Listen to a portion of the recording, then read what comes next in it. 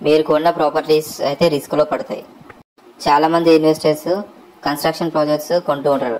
అసలు builders track record తెలుసుకోకుండానే construction projects అనేది కొంటూ ఉంటారు అనమాట చాలామంది.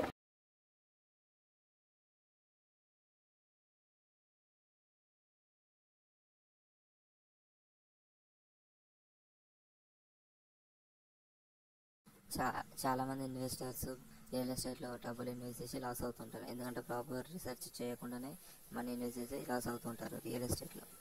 అయితే ఈరోజు టాపిక్ ఏంటంటే common mistakes in real estate investment. Let's start the video.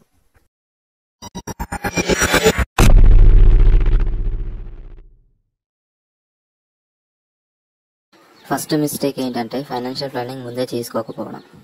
ఒక ప్రాపర్టీని కొనే ముందే EMIs, taxes, property maintenance cost ఇవన్నీ ముందే క్యాలిక్యులేట్ చేసుకోవాలి. దాని తర్వాత ఒక ప్రాపర్టీ అనేది బై చేయాలి.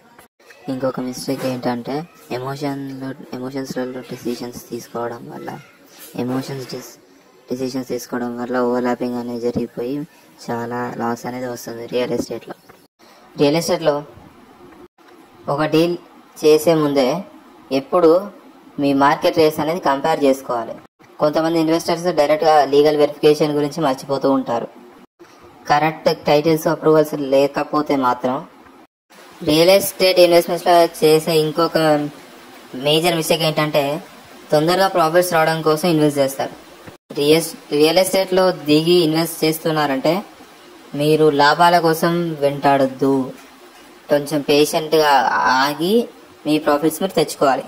ఫర్ ఎగ్జాంపుల్, మీరు ఒక ప్రాపర్టీని కొని రెంట్ అయితే ఇస్తున్నారు. మీరు రెంట్ తీసుకోకుండా జస్ట్ కాస్ట్కి మాత్రమే మీరు ప్రాపర్టీస్ అమ్మినట్టయితే దానివల్ల కూడా మీకు మనీ అనేది లాస్ అవుతుంది. హలో గైస్, మన యూట్యూబ్ ఛానల్కి సుస్వాగతం. ఈరోజు మళ్ళీ కొత్త టాపిక్తో అయితే వచ్చాను.